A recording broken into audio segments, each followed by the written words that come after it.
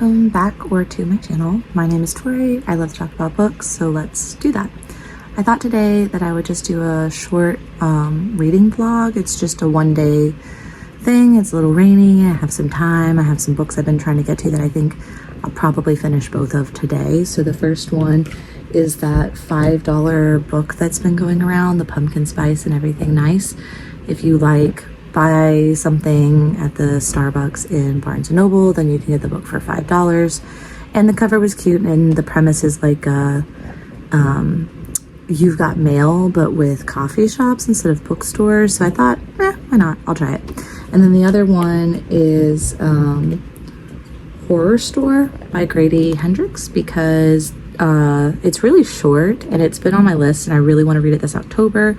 It's like set in a fictional IKEA knockoff, but then they keep coming in and finding things messed up, and there's like, I don't know, something going on in the store, and so I guess the employees stay overnight. I don't know what else happens other than that. So I'm excited to read these both today.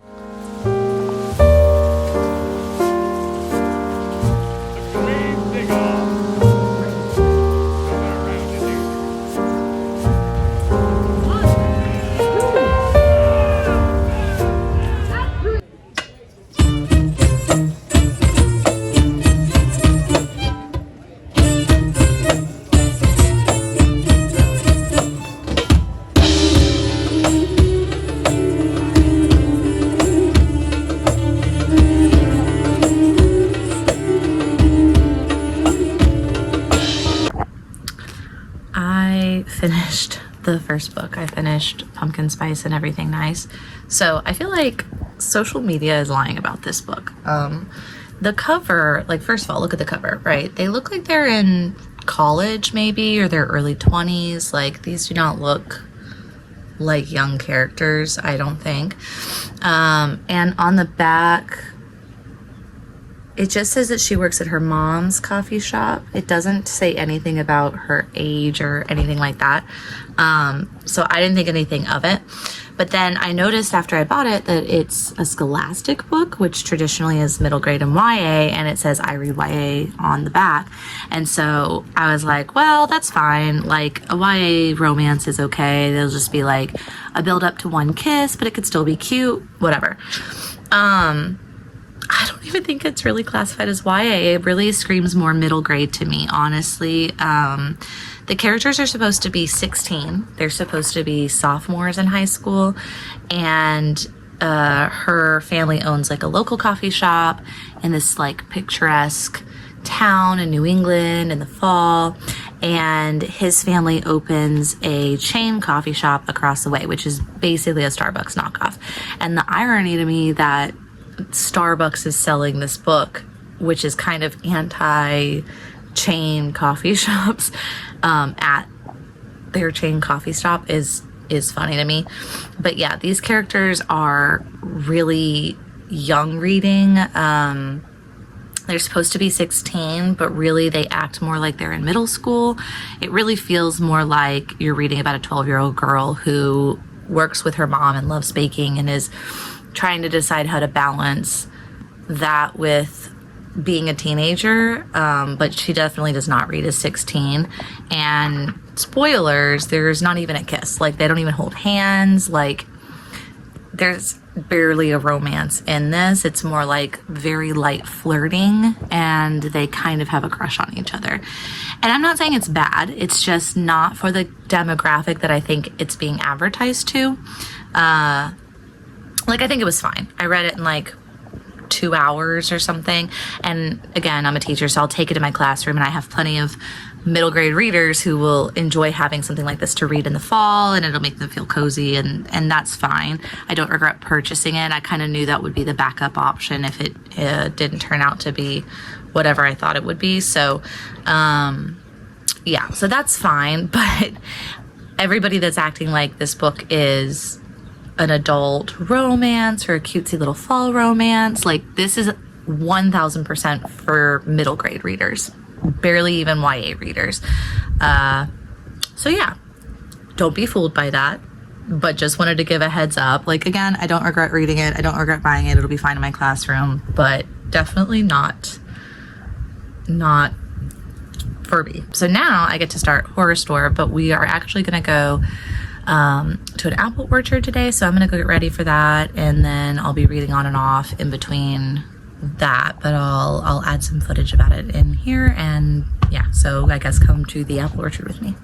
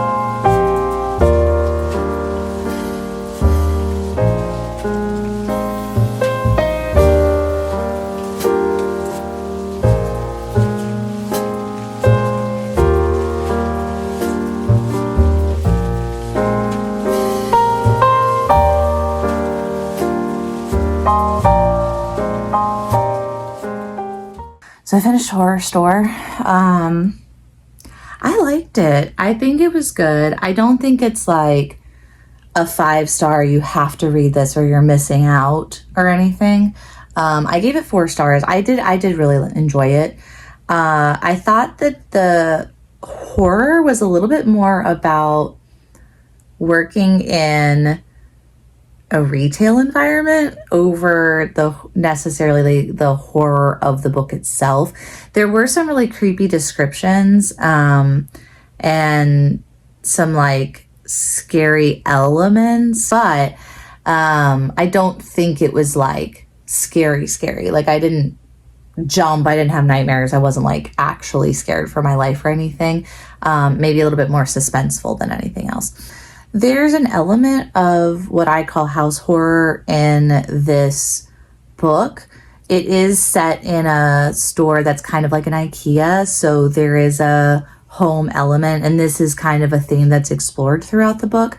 So I think I liked it a little bit more because of that, because I personally like that type of house horror aesthetic. And then there's also a connection to like a prison, which I think is also an interesting horror element to explore. I wanted more from the story, honestly. I think that there was a lot of potential there with the prison storyline and how that connected to the store and retail and all of that. And I think that the author touched on some of it, but I just really feel like he could have dug into it a little bit more. I feel like the focus ended up being more on the main character and her decisions throughout the book and her character change in a sense, but I wasn't really invested in her or her story or her changes. I was more invested in the world building and the background elements that were being put into play here. And I just really wanted more of that arc in the story. I think that if some of that had been heightened a little bit, I think this would have felt actually scarier. But I don't think it's a waste of time. I don't think it's a bad read. It's very short. It's an interesting concept. I think there's a lot of fun that you could have to get out of this. Definitely a good October read if you just want something a little scary. But if you're looking for like true horror, I don't think this is really that. But yeah, I would read it again. I would recommend it. It wasn't like, it didn't blow me away, which is okay. Not every book needs to. But yeah, that's it. That's my little weekend reading vlog. I had a long weekend, and I've been reading The House of the Spirits by Isabel Allende, and it's long. Like it's like 430 pages, but the way it's written, it takes a while to read. It honestly reminds me a lot of John Steinbeck's East of Eden, but different. I don't know. I like this one more actually than I liked East of Eden. But it's just taking me a really long time to get through it. And so I wanted to just take a little break and read 2 books that I had on my TBR that I thought I could probably breeze through. And yeah, I did. So kind of glad that I did that. Some mixed reviews that I have for sure. But anyway, thank you so much for watching, and I hope to see you in future videos.